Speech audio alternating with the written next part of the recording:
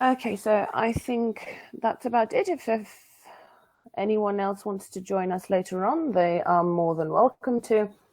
I think we can start. Can anyone just confirm that you can hear me? Yes. We can. Yes. Thank you very much. Okay, so you did the early settlers with Professor Sanya yesterday, I believe. Is that correct?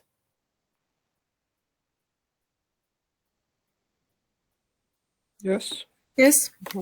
Okay, good, excellent. So we need to know at least a little bit about the early settlers to be able to discuss um, their culture and their religion and their beliefs, etc., which is exactly what we will be doing today. So we should at least revise what you mentioned about the early settlers today. Or rather, you mentioned it yesterday, but we will be revising it today. Let me just share the presentation with you. Can someone just confirm that you can see it? Yes, we can. Yes. Thank you very much. Okay, so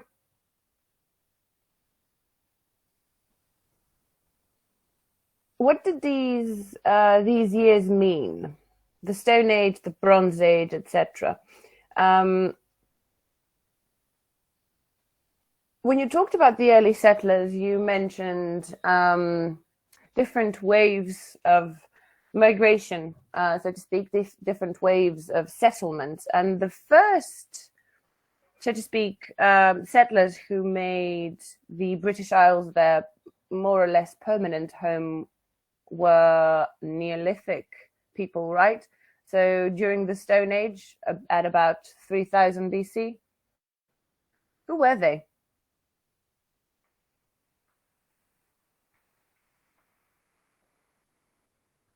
Anyone?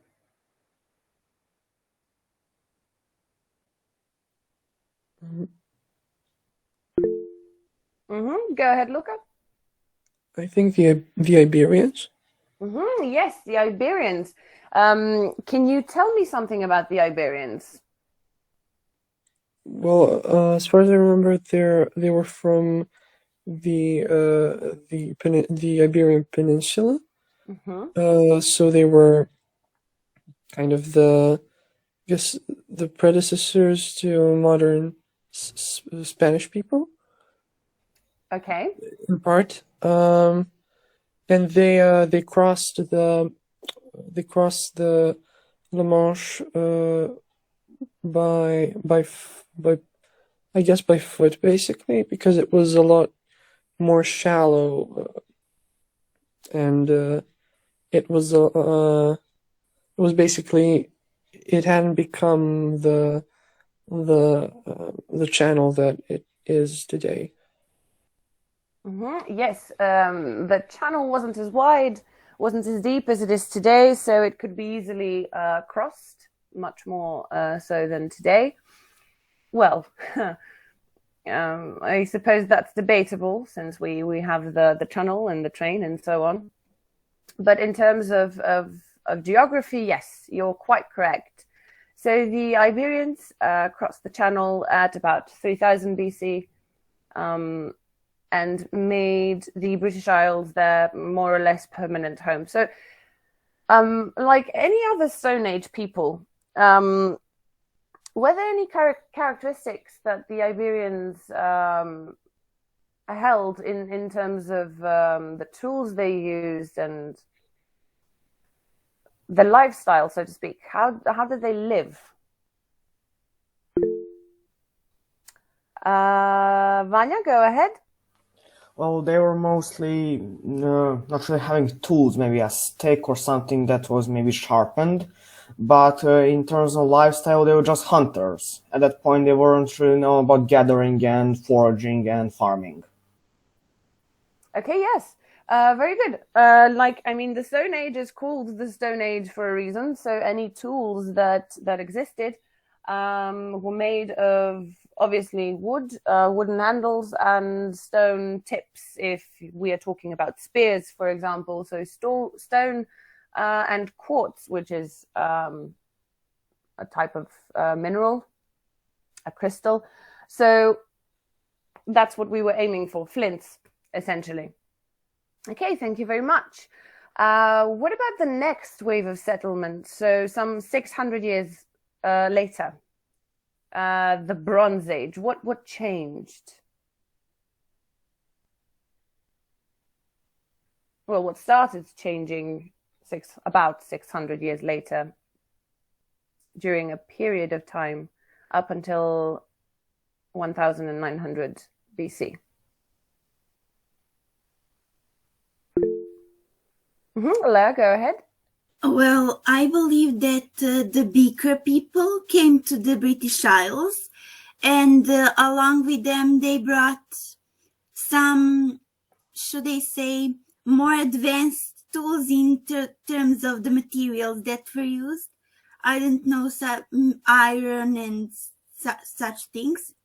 And also there was intermingling between the Iberians and the Beaker people, and that was basically the first mixing of races on the Isles. Exactly, very good. So a different type of people, as you said, more advanced in terms of what we would understand today than the Stone Age people, than the Iberians, the Neolithic tribes, so to speak. So the Beaker people, why are they called the Beaker people? Or the Beaker folk? Vanya, go ahead. I think the beaker is something used for storing water, so that's why they got their name. Yes, excellent. So pottery, right?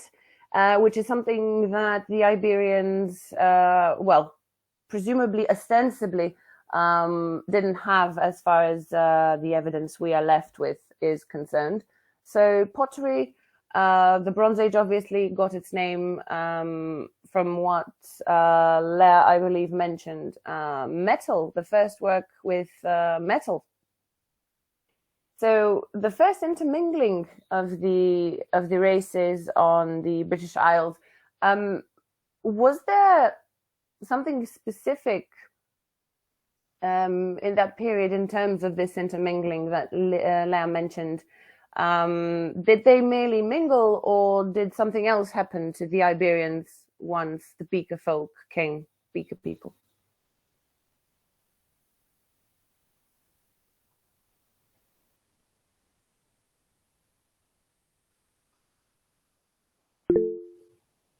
Vanya? I think the Beaker people, when they came, they had their own sorts of traditions, which the Iberians started not really copying, but doing them as well. Okay, good. Yes. Luca, you wanted to add something? Yes, I think they got assimilated, I suppose.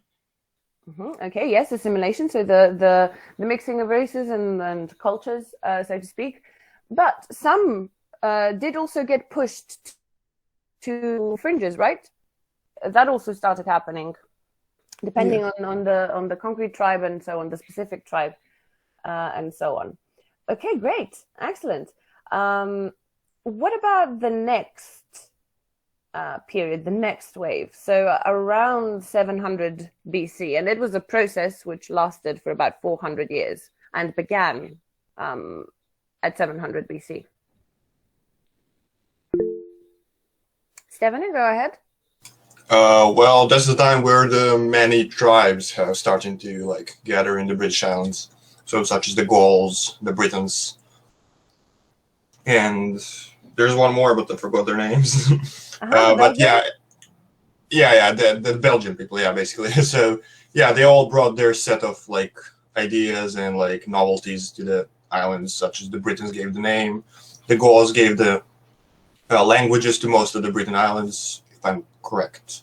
Yes, excellent. So the Gauls essentially imposed their dialects on the inhabitants of the isles that they came across when they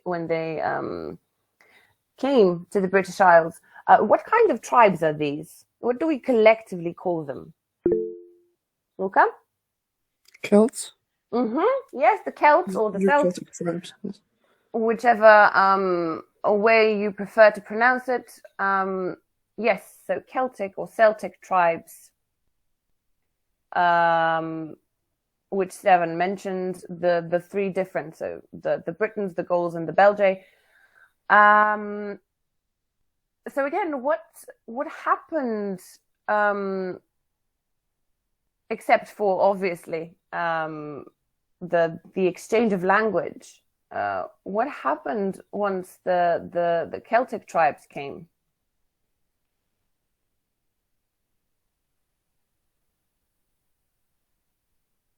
Or rather, what else happened once the Celtic tribes came? So what happened to the descendants of the Beaker folk and the... Yes, Vanya? I think they're pushed even more towards the outer reaches of the island. Some of them even crossed to the Irish Islands, in North Island particularly. So I think that's what happened. Yes, exactly. So just like some Iberians assimilated with the Beaker folk, once the Beaker folk came in, others were pushed towards the fringes of the Isles. So the Celts pushed, or rather either assimilated with the inhabitants of the Isles or pushed them towards the fringes, which is significant in terms of language, but we'll get to that once we go down the list. Okay, so those were the earliest settlers. But what happens at about between 55 and 54 BC and 43 AD?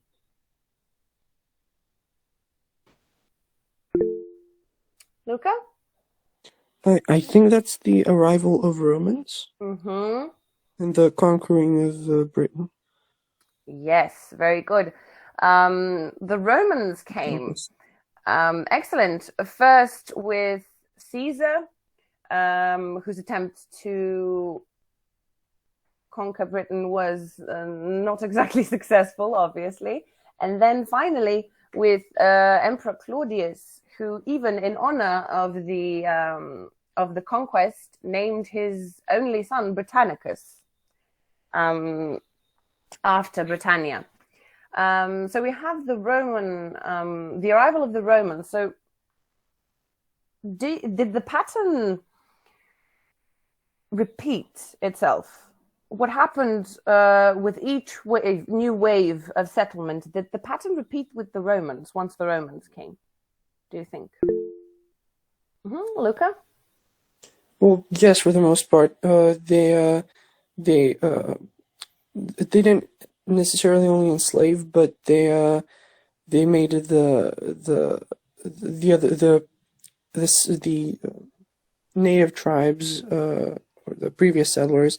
They made them into the working class essentially, and also pushed them towards the margins of or the far reaches of the islands, and also into Ireland as well.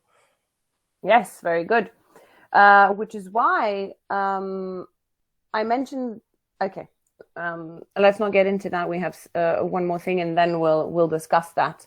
Very good. So there was less assimilation this time, obviously, because you have the clash of two significantly different cultures. So the Celtic tribes and the Roman Empire. Significantly less assimilation, more, as Luca mentioned, not necessarily enslavement, but there was that as well. Pushing out, so to speak, pushing the Celtic tribes towards the fringes, where you can still, even to this day, recognize their descendants. Okay, and what happened with the Romans? I mean, what happened afterwards at around 450 AD?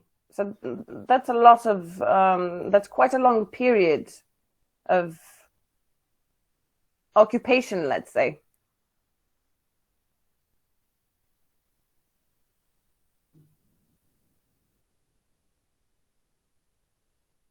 Anyone?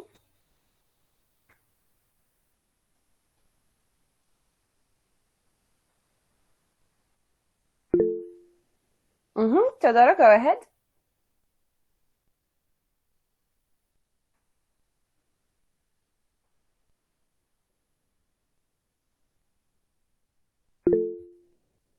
Ksenia. I'm not so sure, but I think that they started to occupy the British Isles. Okay, no, that was the previous section. So the occupation started at around 43 AD, and lasted for quite a long time, as these things were wont to be with the Roman Empire. Theodora, you wanted to say something. Can you hear me? Yes. So after Romans, the Anglo-Saxon tribes came, Yes.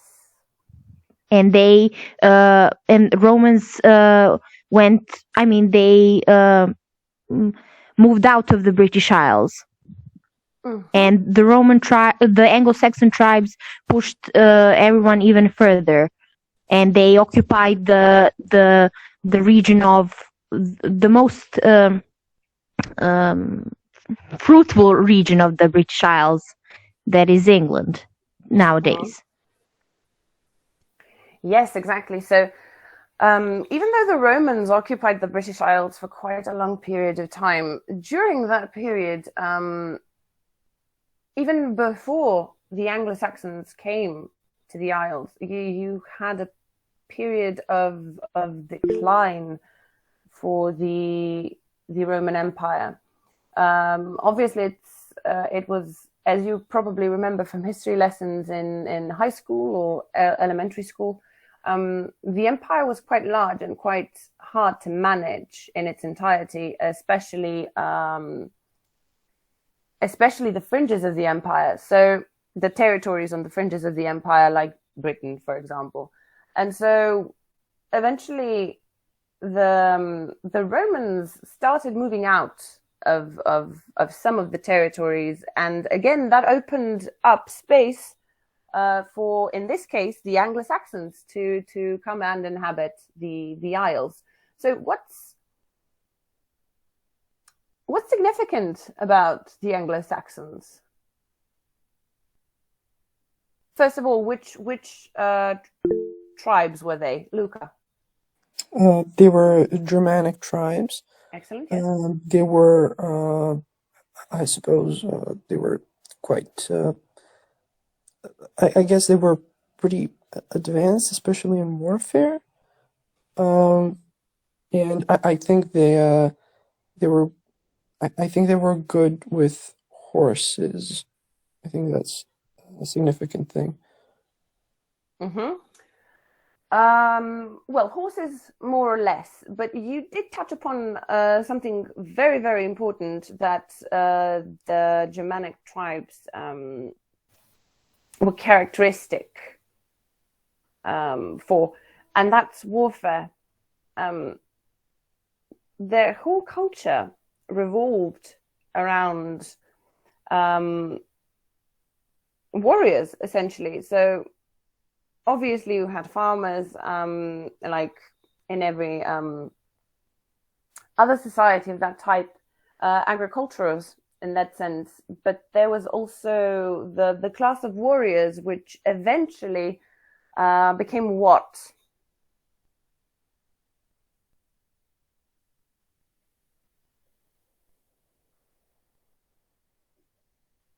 Think in terms of feudalism, the feudal system.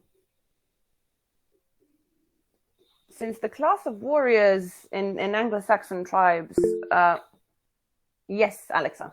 Do you mean knights? Okay, more general than that. Knights are very, very specific. Well, I'm not sure, but I'm fairly certain that the first knights were in France. But the word knecht in Old English was derived later into the word knight. That's all I know. Goodbye. I'm impressed. Okay, yes, you're quite right. And knights came from which social tier, so to speak? That's the part that I'm aiming at, because the warriors had preferential treatment. Yes, Alexa. Well, they were mostly a part of the nobility. Yes, because, exactly. Go on. Well, it all stemmed probably from their earlier days because they had the same gods as the Norsemen, Scandinavians. So the warriors would plunder and take all the loot, and the strongest warriors would lead and have the first pick of the loot. Yes, excellent. And in turn, they offered protection to the farmers who supplied them with food, right? So you have the basis for the whole of the feudal system right there, that came to the British Isles with the Anglo-Saxon tribes. So that's what I was aiming at. The warriors, the class of warriors became later on the aristocracy or the nobility, which in Britain still exists. Let's just say that. Well, I mean, it doesn't exist only in Britain, but it's different in Britain today. Okay, very good. Here we have them, the earliest settlers, which are the Iberians, the Beaker people or the Beaker folk, the Celts, Britons, Gauls, and Belgae, the Romans, and then the Angles, the Saxons, and the Jutes, or the Anglo-Saxon tribes, Germanic tribes. So what I wanted to discuss is this. So what do you think are the cultural implications of the distinct waves of settlement, especially when there were so many in the British Isles? We mentioned some of the implications, but what else do you think might have happened? What else do you... Luca, go ahead. Well, among other things, the language of the ruling class had changed multiple times, and it was often not the language that was spoken by the majority of people. And that's that had been the case for centuries and centuries, up until relatively recently, I guess. Also the different castes, I guess, the different classes were also ethnically and culturally divided, and there were a lot of once the Anglo-Saxons converted to Christianity, there were, I guess, a lot of religious tensions between the pagans and the Christians, especially since the Celts and the remainders of those tribes, the Celts, the Picts, etc. They were pushed to places like the Scottish Highlands, etc. They were kind of resistant to well, for the most part, depending on the tribe, but they were kind of resistant to the new religion. Excellent. Yes, very good. You mentioned in terms of language, obviously, we classify English today as a Germanic language, right? But it's so very different to other languages of the group. Why is that? This is exactly why. Yes, Luca? Yeah, myślę, że się zgadzam z tobą. Okay. Well, it's different because it has influences from all over the place, from practically every ethnic group that had ruled Britain at some point. It has very obvious Celtic roots in certain words, very obvious French influences, especially French influences. So also obviously Latin influences, and it's all very, very, very obvious and to a much higher degree than with any other Germanic language. Yes, so the waves of settlement shaped the English language as we know it today. The French influences more or less came a little bit later. Yes. But Latin, indeed. Alexa, you wanted to add something? Well, the French influence only came in the aristocracy because William the Bastard only taught the French language to his other dukes. That's why beef and cow was a peasant word, and beef was a word that the aristocracy would use. Exactly. It's why we have essentially the Normans is what Alexa is aiming at. Yes, which, Norman invasion we after Harald Hardrada died, unfortunately. Excellent. Okay. Edward the Confessor, and then the whole problem of succession happened. But essentially, yes, the Norman invasion brought French onto the British Isles, and essentially it became the official language of the aristocracy, because a lot of the aristocracy again came from France with William the Conqueror. But we'll get to that, to the French influence later on. So Latin indeed influenced English quite a bit, starting with the Romans, and then continuing with Christianity. Perhaps it had a larger influence due to Christianity than the Romans themselves, because again, it all depends on how the cultures clashed, so to speak. Not necessarily in a violent way, but when it came to the Romans, more or less usually in a violent way. But yes, excellent, very good. So the language itself, English itself, was shaped by all these different waves of settlement, all these different influences exerted on it throughout the centuries. Excellent. What else can we say about the languages on the Isles? So I think Alexa, if I'm not mistaken, mentioned that the Gauls, when they came, brought with them their language, their dialect, and essentially imposed those dialects on the earlier settlers. So what happened with those languages? Are they still spoken today?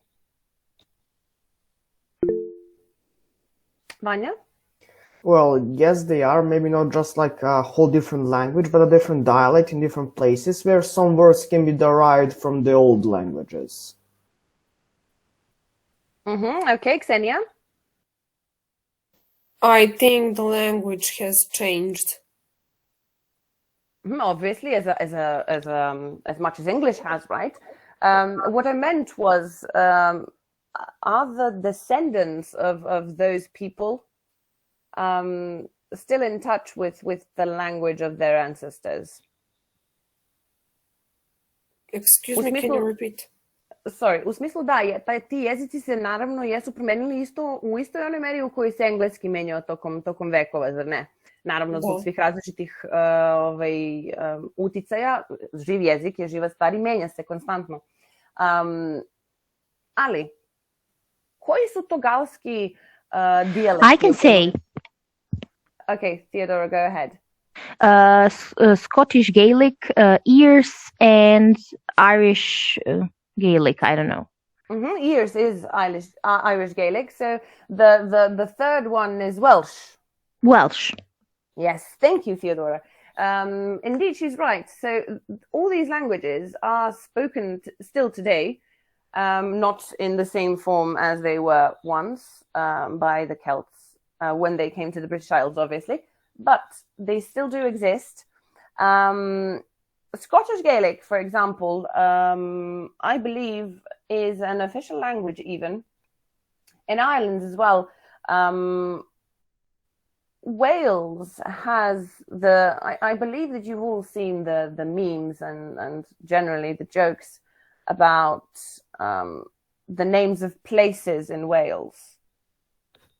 Welsh language is exactly the Welsh language is exactly why those places are named as such and are so hard to pronounce. Luca, did you want to add something? Yes, I just want to add that there are a lot of attempts at reviving the Gaelic languages in the British Isles, especially in Ireland and in Wales, but to a degree in Scotland as well. Although I think Scottish Gaelic, I think, was preserved the best, although I'm not sure. It might also be Irish, but the Irish are really trying hard to kind of revive the language from the different dialects that are still spoken in rural areas. Mm-hmm. Excellent, very good. Theodora, your hand is still raised. Would you like to add something else, or No, I forgot to turn it off. Okay. Okay, so language, we've covered both the English language and the Gaelic varieties of the Celtic dialects. So what about ethnicity? We mentioned assimilation, we mentioned the mixing of races with each new wave with each new wave of settlement. So in the end, what do we get by the time the Anglo-Saxons arrive? What kind of ethnic diversity do we have on the Isles?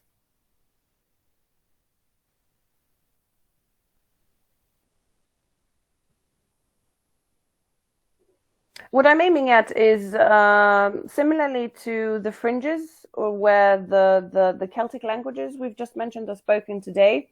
This is what I'm aiming at with ethnicity as well. So certain settlers were pushed towards certain parts of the Isles. So, for example, the Iberians primarily settled Wales and Cornwall, for example. So that's exactly why people today, people who are from those parts of England today, look slightly different than, for example, the English do, although that's a whole other kind of worms, as they say, to open in the sense of many more influences yet to come, genetically speaking. But different, they look different than, for example, the descendants of the Celts, who live predominantly in Ireland and Scotland and so on. Why do you, I mean, we're just discussing this. Why do you think that this is the case, that some tribes were pushed to one side, others to the other?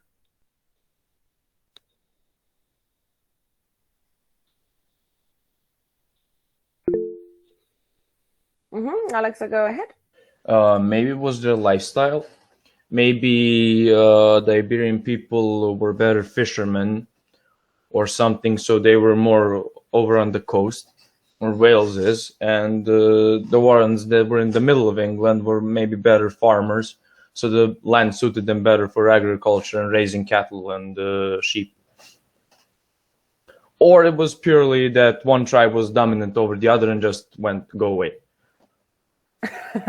Okay, both are very valid. I like the way the direction this is heading in, which is exactly the direction it should head in. And this is and very little happens by chance in terms of things like these, in terms of cultural clashes, so to speak. So there must be a reason for why certain tribes chose one side and other tribes chose the other, especially when you consider the fact that Scotland is predominantly a hilly, mountainous area, geographically speaking. So that's something to think about. Maybe something to research if you are interested and have the time.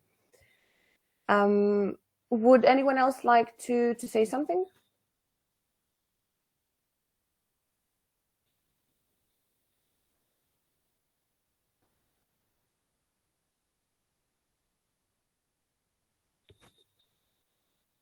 No? Okay. So on to the more or less fun part of this tutorial class. Fun for some, not so fun for others, but important in terms of literature.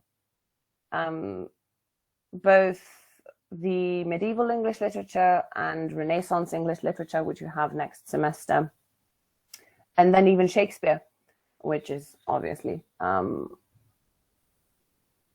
in terms of the time period part of the Renaissance literature, but is a separate subject.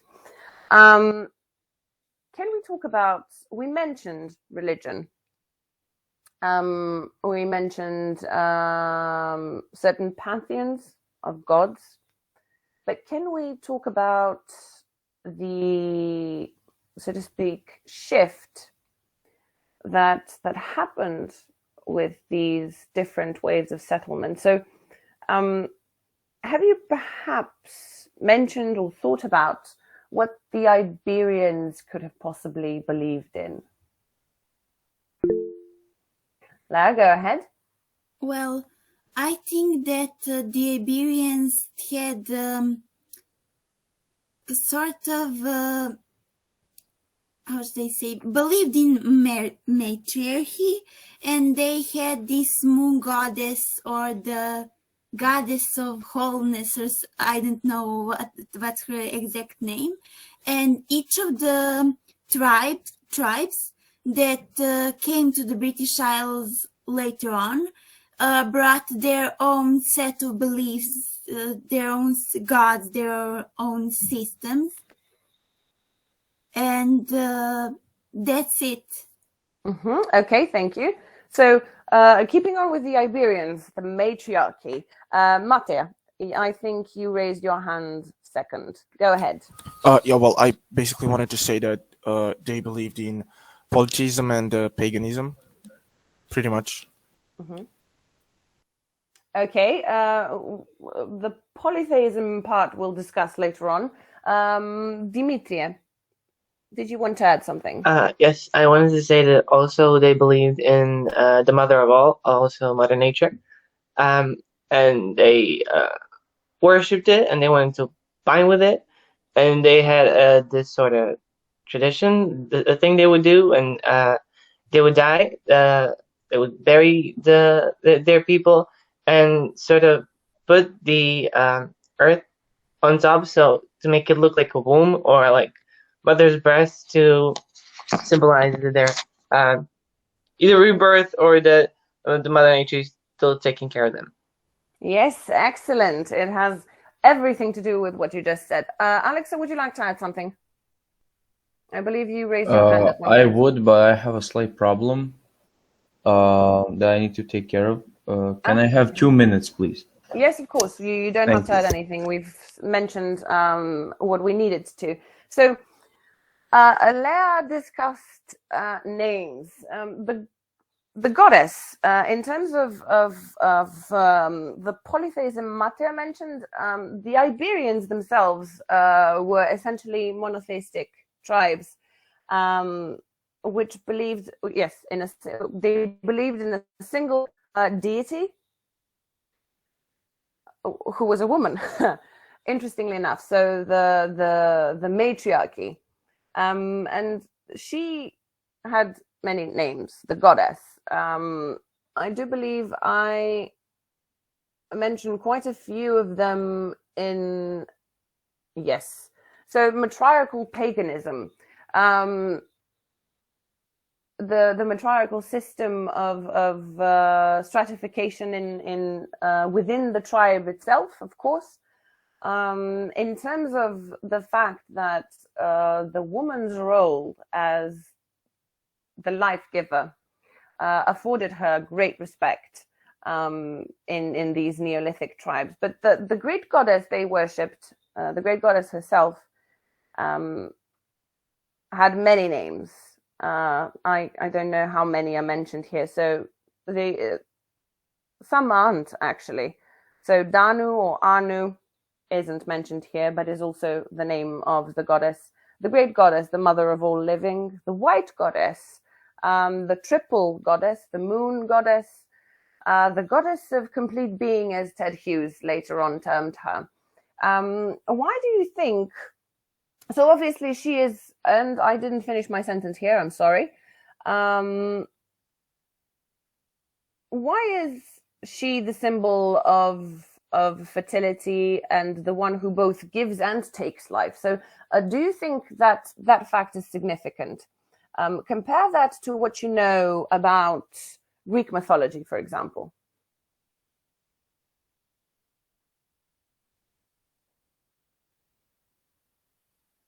So the Greeks, Theodora, go ahead. Maybe what we talked about Persephone with our professor, that there are two like seasons. One season when Persephone is with her mother, and one season when she's with Hades and her mother is sad, and that's why we have winter. Yes, it has to do with Persephone and again with Venus. You're quite right. So the Venus and Persephone, Venus and Persephone, who represent two different aspects, right? So one is love, one is life, and the other is the queen of the underworld, right? You mentioned the part of the year when she is in the underworld with Hades. She is essentially the queen of the underworld, Persephone. So you have these two goddesses, separate goddesses, who represent two separate areas of life, so to speak, life and death. Whereas the Iberians believed that both life and death were represented by a single goddess, the great goddess, and that's why she is essentially called the goddess of complete being, right? And that's very significant because she essentially represented all the different cycles of life, death, rebirth, or rather birth, death, and rebirth, all the different seasons, the complete cycle of life in nature and in man. And which is why she is essentially a representation of the world's unity, the world's oneness and wholeness. Everything comes from her, everything comes from Mother Nature, even the subsequent different gods, right? That came on later and with different tribes and different waves of settlement. So starting with the great goddess, the fact that she governed everything, every single aspect of life, is the reason she has so many names. The reason why so many different things are associated with her. She's called the white goddess because the color white, the color of purity, is associated with her, and then this association was represented later on in the clothes of the Druids, for example. Zaostavštine njenog kulta na Tociljem. So, yes, Luca.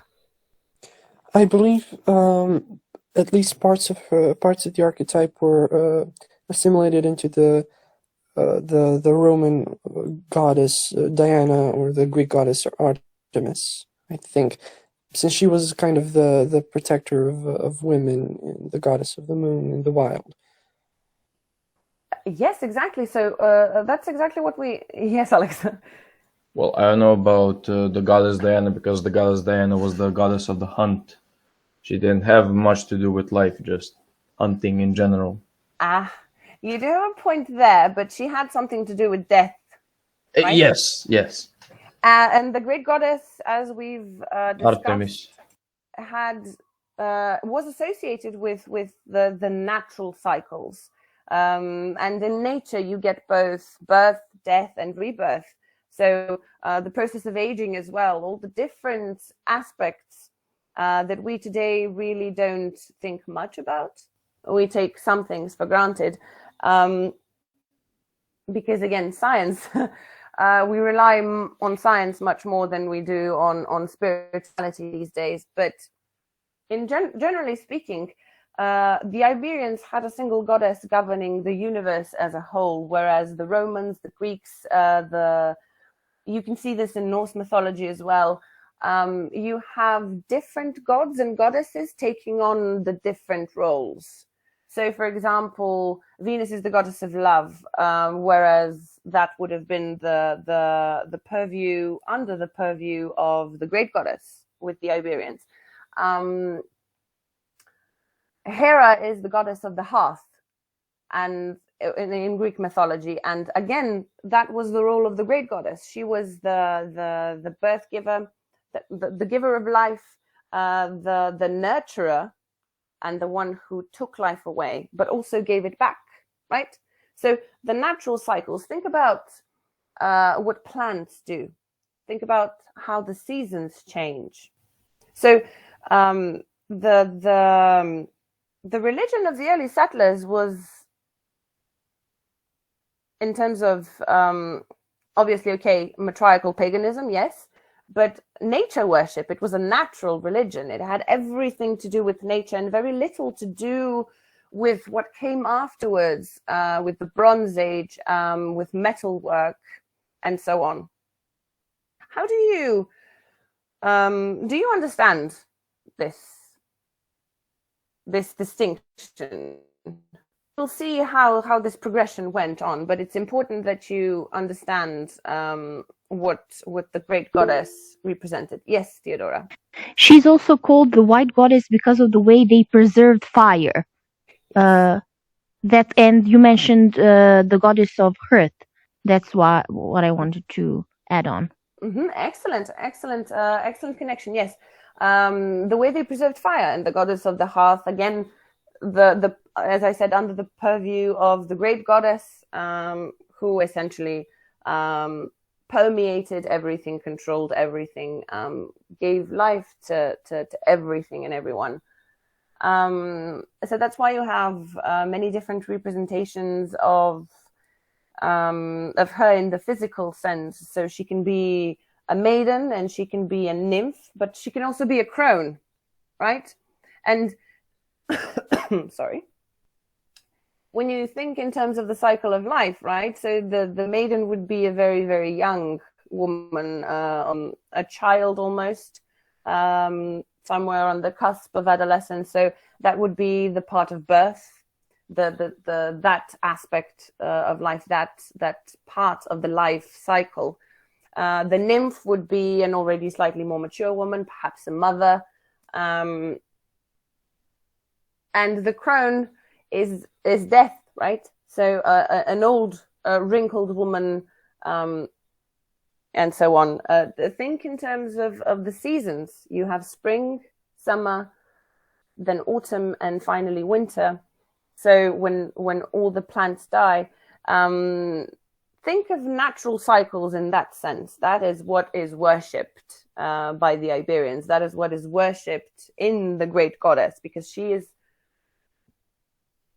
the divinity that represents nature. She is nature itself. She doesn't only give it life, she is nature itself.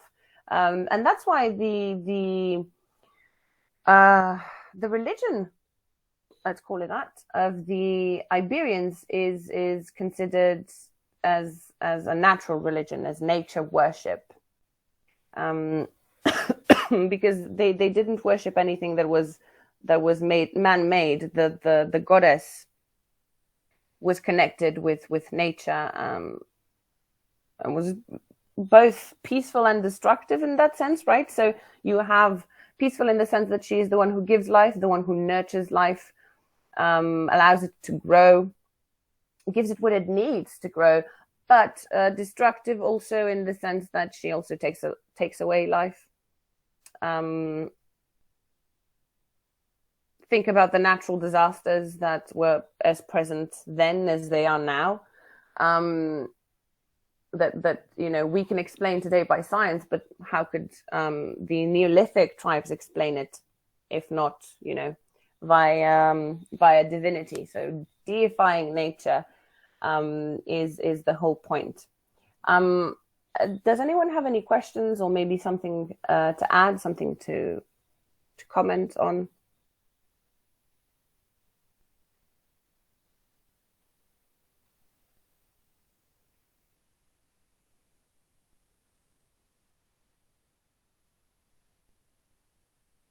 Okay, then let me ask you this question.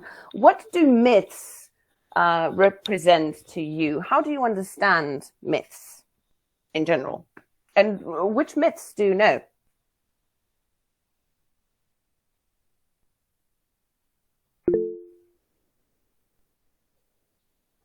Yes, Anna, go ahead. Myths are the stories, the original stories that people came up with to explain the natural, the things in nature, like, I don't know, thunder, rain, how does thunder come from, where does it come from? And they usually told that they come from godly beings, like the god of thunder, the goddess of the moon, and so on. Mm-hmm. Excellent, thank you. Anya, you wanted to add something? Well, I wanted to add that I'm most familiar with Greek myths, which are, as Anna said, used to describe some phenomenons or anything that people didn't understand. So they would use myths and gods to kind of explain what was happening. Mm-hmm. Thank you. Okay, so a lot of people are raising their hands. So we'll go in this order. Natalia, Luca, Alexa. Go. Well, I agree with what Anna and Anya said about how people used myths to describe and maybe explain things that were happening to them in their everyday life. I think maybe they even used them to try to teach each other something through them. And I think that there are a lot of different versions of myths because everybody sees and understands the world in a different way. So everybody maybe wanted to add something of their own to that myth to just, I don't know, to sort of feel more connected to it. Mm-hmm. Excellent. Thank you. Luca? Yes, you asked about the myths, about the different myths that we know of. So I want to say that probably the most epic myth would be the myth of Ragnarok, which is a Norse myth of the end of days. And basically it's a prophecy about how the world is going to end, and the gods are going to fight the giants, the Jotun, and the sons of the great wolf Fenris or Fenrir are going to eat the sun and the moon respectively, and yeah, it was essentially this huge myth that had with details about all the different fights between the gods and everything, that they somehow knew was going to happen and how it was going to happen, but at the same time they couldn't stop it. And essentially, at the end of the myth, there are, I think, 3 surviving gods, and they kind of create a new order essentially, which it means it's not the end of days myth as much as a rebirth myth. Mm-hmm. Yes, exactly. It's very So symbolic. both the myth of destruction and myth of creation, again, very good. A myth of rebirth. Thank you. Alexa, you wanted to add something? There is a very similar myth here in our mythology, which talks about our primal god, Svarog, waking up, which is very Lovecraftian, I believe. he also has a similar being that dreams the world, and when it wakes up, we disappear. That's the gist of it. So it's quite. I believe it was used for the original settlement control. How do I put it? It was used as a way to make the small people feel safe in the world full of wild trees, rivers, and primal animals. I don't know. Excellent. Yes. So that's. Thank you for that. Yes. So we don't necessarily think in that direction today. We don't really have the need to. When you think of what was present in time, or what was absent in that time in terms of structures and so on, then it becomes a little more obvious, a little more understandable why they deified the specific happenings, specific natural phenomena. Matea, you wanted to add something? Yes. Well, basically, myths, their purpose is to basically try to explain some universal cultural narratives, as my fellow colleagues have mentioned. For example, good and evil or the afterlife. Basically, there are different myths in every single culture about those topics, but the idea, the narrative is pretty much the same. Basically, a concern of mankind throughout history, and that's what basically myths do. Patterns and replication of patterns. There are underlying themes that are the same, even if the circumstances of the myth itself or the myths themselves are different. Yes, you're quite right. Very good observation. Okay, Alex and Natalia, you guys wanted to say something. Ladies first. Okay, a gentleman. Very, very nice. Okay, thank you. I just find myths extremely interesting, and what Luca and Alexa, I think, said about myths of destruction and recreation, I just want to agree that I think living in a world where people couldn't understand anything that was happening around them was really scary. And I think that those kinds of myths gave them hope and maybe some sort of comfort and safety. So that's why I think it's similar to how we today seek comfort and maybe escapism when we, I don't know, read some books or watch films about something that couldn't actually happen in real life. So I think that that's why they created those kinds of myths about something that didn't actually happen. There wasn't an end of the world, but they still talked about it. And I also think that when it comes to other myths, which, I mean, myths like Persephone or Medusa, those things weren't actually happening, but similar things were happening to real people. And I think that that's why there are different versions of those specific myths, because people understood the things that were happening to them in real life in different ways, and they wanted to express themselves. Yes, excellent. Thank you. Thank you very much for that. You're quite right. So we've just added another layer to what we've already been discussing about myths. So not only a way to explain natural phenomena, but also natural in the sense of what happens in a nature, u smislu storms and so on, floods and things like that, but also things that are within us humans, things that happen to us humans and within us humans in terms of feelings, right? Very good. Excellent. Alexa, go ahead. Well, almost all mythologies of ancient people or older people revolve around death and a sort of warrior culture because it was essential for survival, much how the Welsh got pushed back by the Anglo-Saxons to the fringes of what is now known as Wales. They needed that sort of motivation for men to be willing to die to go to war, such as Valhalla or in Slavic mythology, heaven. Only the greatest warriors were allowed to go to heaven. The rest of us will go to the underworld and suffer. So there was that longing to do something great in your life, to be remembered.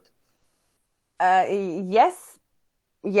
Okay, partly. We'll see why. Partly a little later on. Vasilia.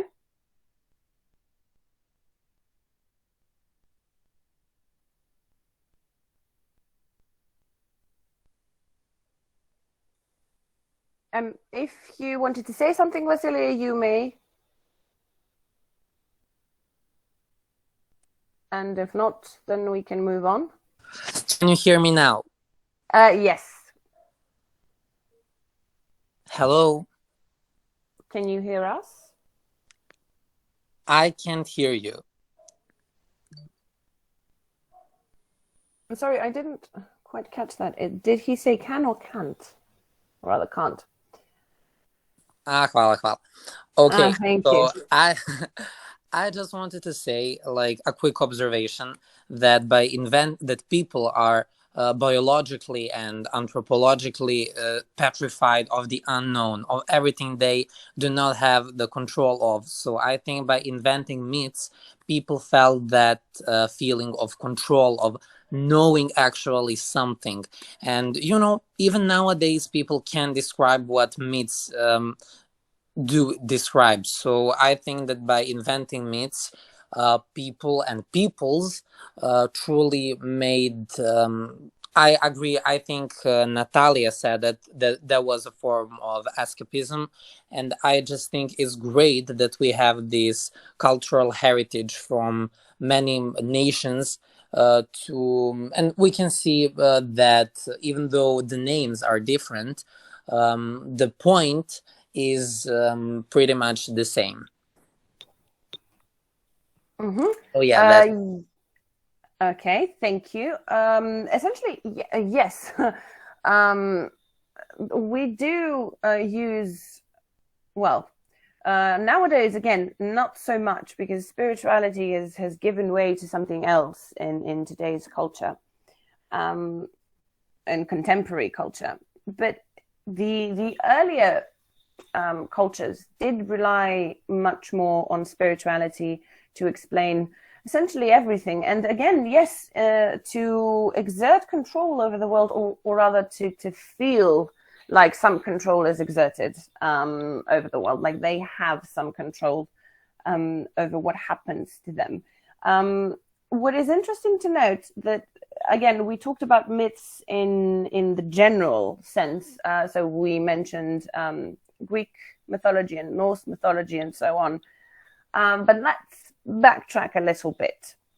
So there are two different types of myths that are quite important for the way in which we interpret literature. In terms of the Iberians and their religion, the nature worship and so on, this type of religion, which is, again, a pagan religion, but monotheistic pagan religion, gave way to a specific, or rather produced a specific type of myth, rather specific types of myths surrounding the goddess, obviously. And those myths are called the myths of synchronization, or rather the myth of synchronization. So according to this, to these types of myths, Vasilia mentioned the exertion of control. So one myth surrounding the goddess, the great goddess, is the myth of creation, wherein the goddess rose from the chaos, a female figure rose from the chaos and gave it order right? Ordered the chaos in which the world was before her appearance. And that is why she rules the universe, every aspect of the universe, right? Every aspect of life. That is why she is nature herself.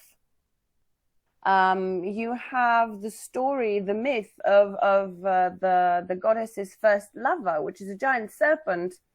And again, in terms of symbolism, because that's how we need to look at myths, at stories in general. So in terms of symbolism, what do you think the serpent could represent? Luca? Perhaps the dangers of the wilderness and I guess the threats and the quote unquote evil that at least what they at the time perceived as evil, kind of combining with the guiding light of the goddess. I'm not sure. Okay, you're a little bit too early for that. We'll get to Yeah, I that a little bit suppose. later. Yeah. So I think, again, Theodora, you wanted to say something. Yes, the serpent represents her son, her lover, and her victim. Yes. Very good. Because again, the goddess is nature itself, the one who rules over both life and death and birth and death and rebirth and different aspects of life, different stages of life. Let's say, let's phrase it like that. So the serpent, which is her lover, is also something that ties into the whole cycle, right? So the serpent is her lover and her child and her victim, essentially. Which again, as you can see on the slide itself, because nature is the thing that is worshipped and deified, man, or the serpent, is likewise the lover and the child and the victim of the great goddess. Because man is a child of Mother Nature and the great goddess is Mother Nature. Does that make sense to you? Yes. Oh, yes. Luca? Yes, I wanted to ask, do we know exactly why the serpent? Because I know that the serpent is a recurring theme for that sort of archetype, but I guess what confused me in my mind is that I know they used to look at serpents favorably for a time as well, or sort of both favorably and they were also kind of afraid of them. But I guess serpents can also represent healing and stuff like that. So do we know exactly why the serpent is the son and the lover of the goddess? Well, it depends on the culture. When you look at myths in general, for example, there are other animals that are connected to the goddess. For example, the boar. There are animals which inhabit. Again, the boar is an animal which is what's the word I'm looking for? Sorry. Životinje koje su živele na ostrvima, recimo veprovi, jeleni, ždralovi, vrane i takve stvari. All of them are connected to the goddess in one way or another. So in terms of the serpent, think about, you mentioned it yourself, think about the duality. So it can kill, but it can also heal, right? It's an animal that's present as well, just like the boar. In the myth of Venus and Adonis, which it can be interpreted in a certain way when it comes to the great goddess herself, which again you'll see when you have your Shakespeare course. The boar is actually, the boar is many things, but again, he is the main representation of the goddess's child, lover, and victim, right? Also her destructive tendencies, but that's for another time. Essentially, I'm not exactly quite sure why the serpent. I can't offer you another explanation except for what I've just said. So, an animal that is present, that likewise shares in this possibility of duality, because it's part of the natural cycles, right? Okay, thank you. That makes sense. You're welcome for what the answer was worth. I mean, Yeah. don't know how helpful that was, but you Yeah, do it wasn't ask. possible. It is a fair question and a fair point that I've never thought about before. So perhaps I should. And if I discover anything other than what I've just said, I will get back to you on that. I promise. Okay. So does anyone want to ask anything else or comment on anything?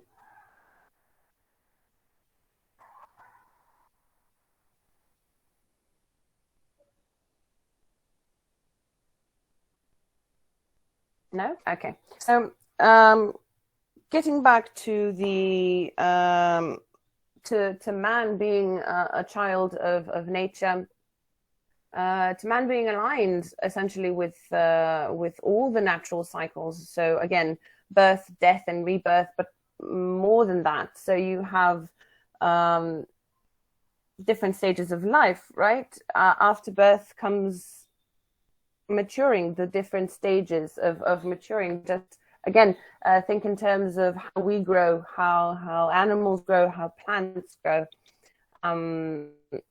Maybe plants aren't that good of an example, but the principle still applies, even if it's a little bit faster than it is with animals and with us as humans. What's the most important thing about the myths of synchronization is that the gap between man's consciousness, man's mind, and his surroundings is bridged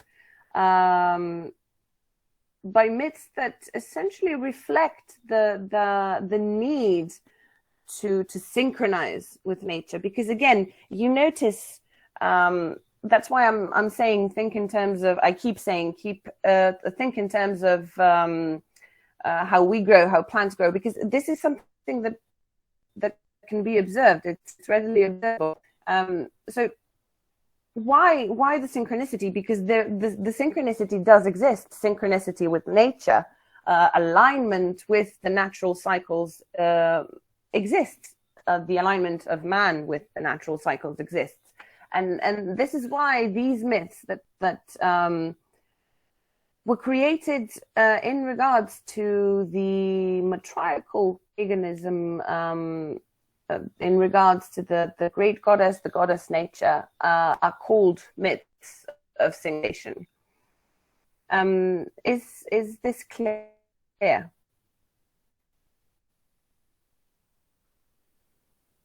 Are there any questions?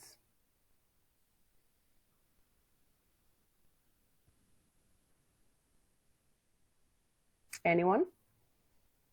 Any questions? Any comments?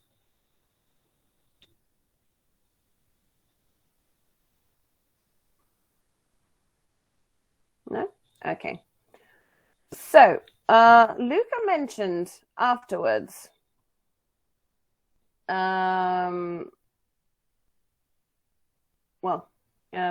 was a little bit early to the party, as they say. What happened with each new wave of settlement? We talked about the Iberians being pushed towards the fringes, but we also talked about assimilation, right? So from a matriarchal society that worshipped nature and worshipped a single goddess, was in complete harmony with nature, let's say. Somebody mentioned, I believe it was Alexam, common burial grounds. So there's this sense of community, that the community is what's important, not any single individual within the community. The community is important with the Iberians. But with the Beaker folk, what happens? I mean, you have it on the slide, but we've also talked about this. What happens with the coming of the Beaker folk? They bring with them what? Not only knowledge of metal, but in terms of culture. And I'm not talking about pottery.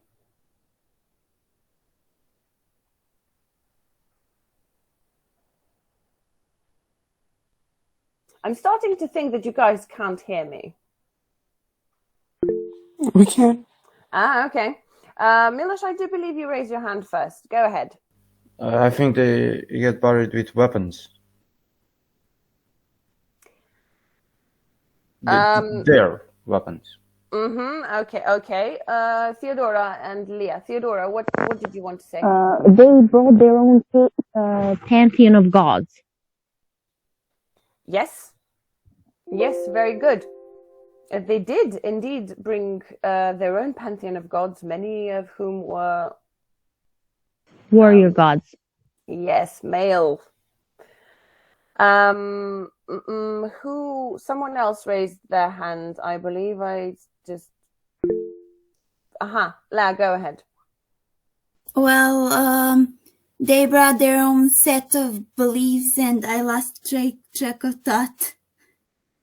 I Okay. wanted to say something else, but never mind. I forgot.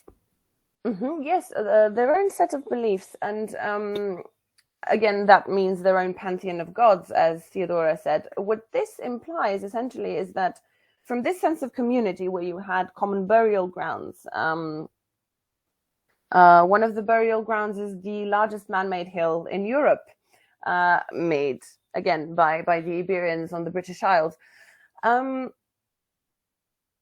this sense of community, you shift towards the beginnings of individualism that will become fully developed and will be shaped fully with the coming of Anglo-Saxons.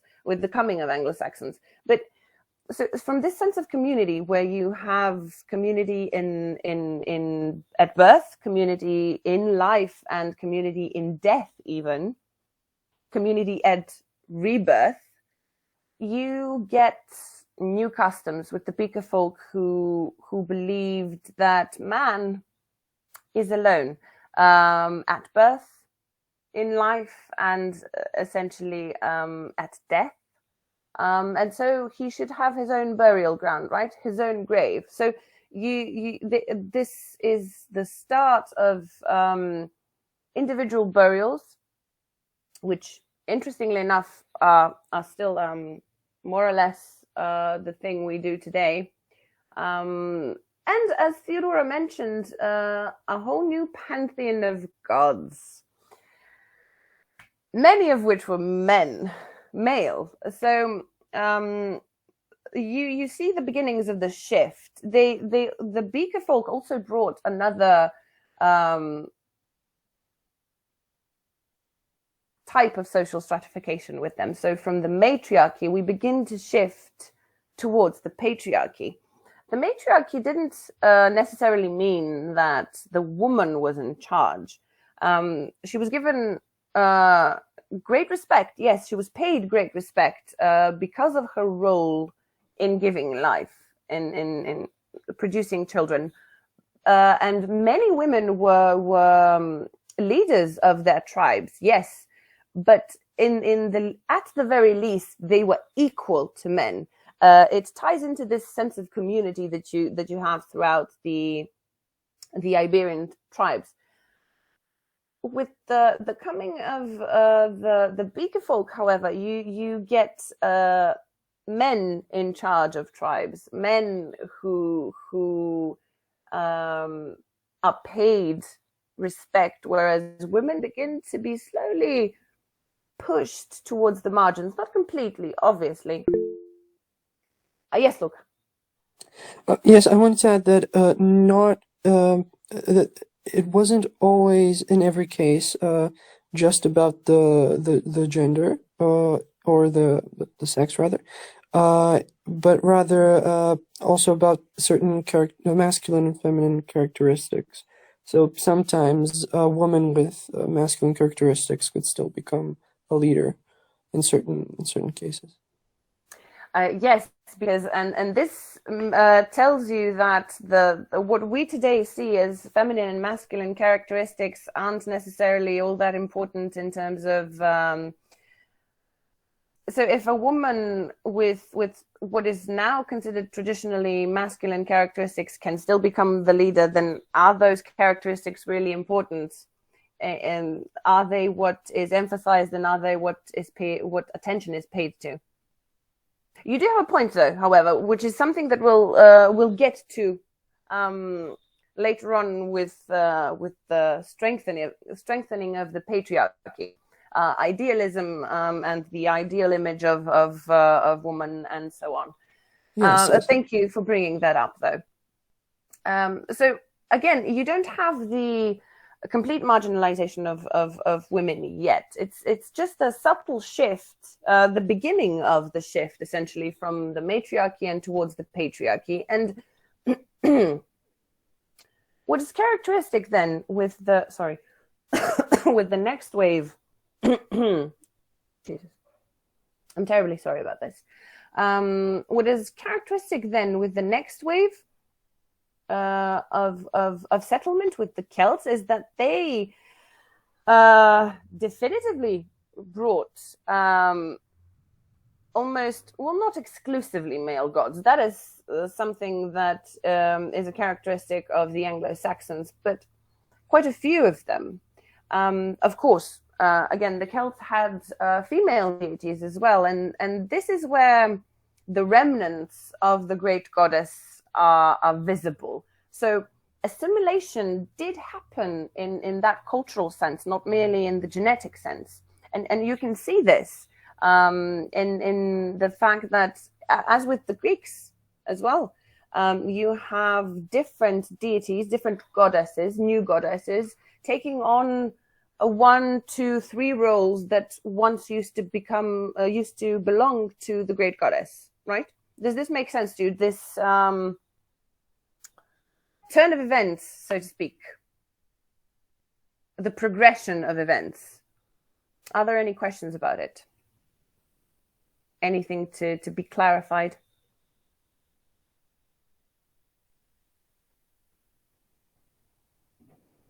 No? Okay. So from the Iberians, who believed in a single goddess, a female deity, the representation of nature, with every new wave, the belief lessens slightly, meaning you start having polytheistic pantheons of gods, many of whom are male. You start to have the patriarchal social stratification instead of the matriarchy. And then with the coming of the Anglo-Saxons,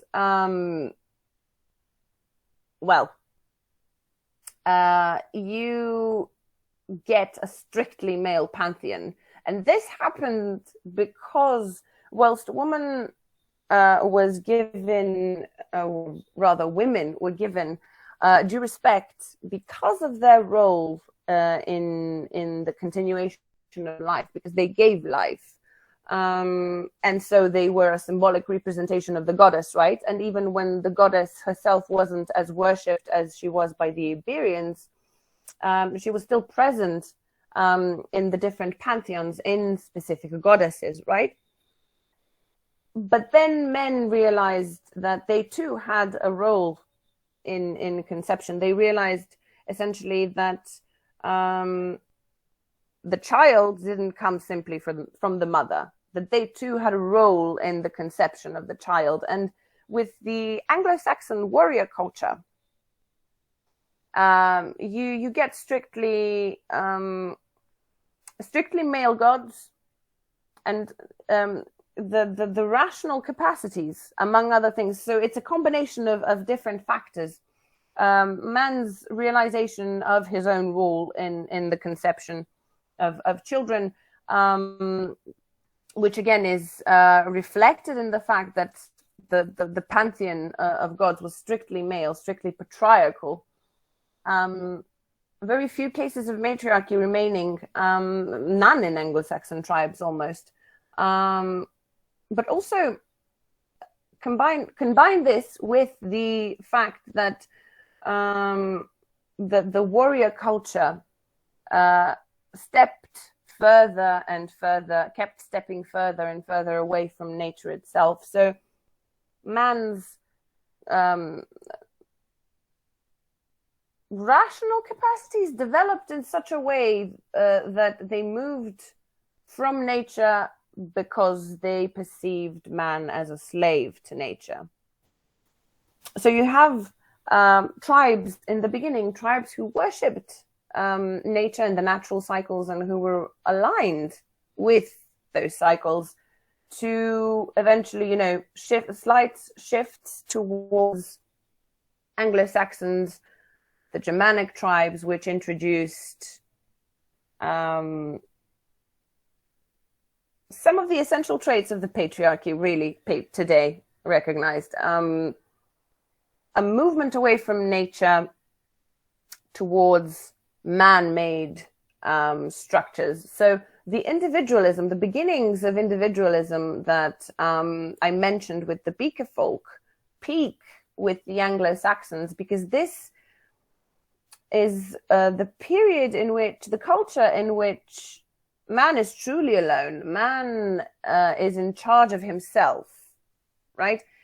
He's not subject, because he's not a slave to nature anymore. He's not subject to the whims of natural cycles, right?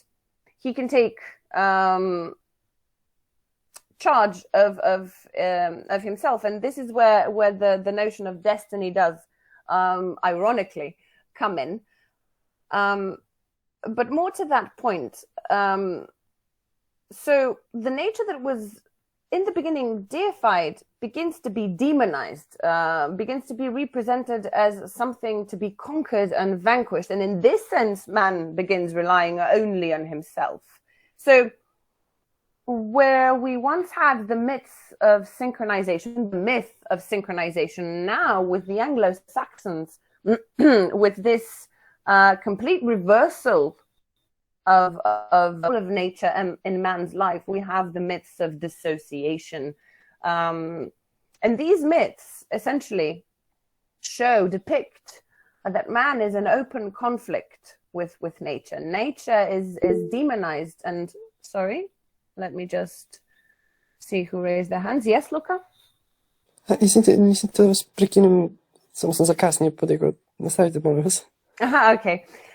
So nature is demonized. The monsters that the patriarchal heroes are shown as killing and conquering, ironically hailed heroes, are actually the representations of the destructive aspects of nature. We mentioned that the goddess embodied both life-giving, nurturing elements, but also destructive elements, because that's what nature is, right? Nature can give life, but it can also take it away, the same way that the goddess could. But now we have this separation of her life, life-giving, nurturing elements, where the goddess is reduced merely to that destructive element of nature, and essentially that is how she is demonized. That is why nature is demonized. That is why monsters, in such tales as the tale of Theseus and Perseus, and something you'll be doing in medieval English literature, Beowulf, are represented the way they are. So violent, destructive things. Where the patriarchal hero, swoops in and saves the day, whereas he is just as violent as the monster. Think about that. Food for thought.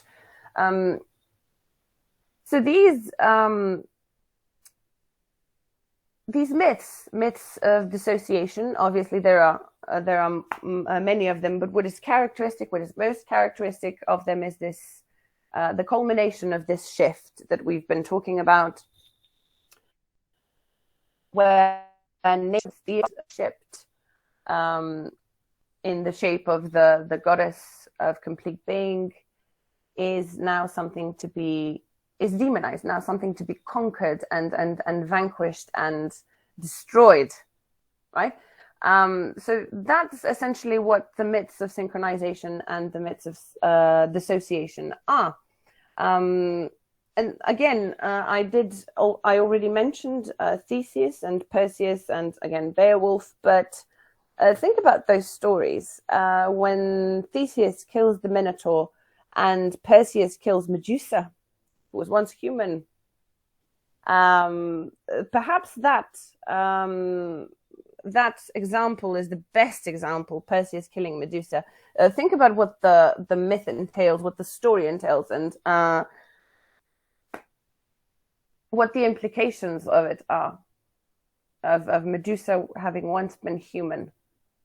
Yes, Luca. Yes, I just wanted to quickly add, because I see it's best time, yeah. Indeed, it is right. Yeah, this leads well into I guess the Christian view of the world, where you have the battle between good and evil, and good is represented by good is first of all represented as the more powerful force. It's God. It's the order, the perfect order of the world, and then you have the adversary, or the Satan, or in some cases demons, because the Bible really isn't so hard on the archetype of Satan, but generally in the main rhetoric, he is the main figure, and that's where we get where all the pagan gods and generally the gods of nature were kind of demonized. So in a sense, nature itself was demonized, and we also have certain parts of human nature, like lust and other senses that are hard to control, also put in that same category. Yes, you're quite right. So this is, yes, Theodora. And in the Bible, Satan is also represented as the serpent. Yes. Yes. Yes, excellent. So you see things come full circle in the sense that sve se nadovezuje na nešto. I imate taj kontinuitet u mitologiji, because again, Christianity itself does begin with the myth of creation, right? I mean, the Bible, you have the myth of creation in the Bible as well. So every single new religion assimilated something of the old and added something of its own as the time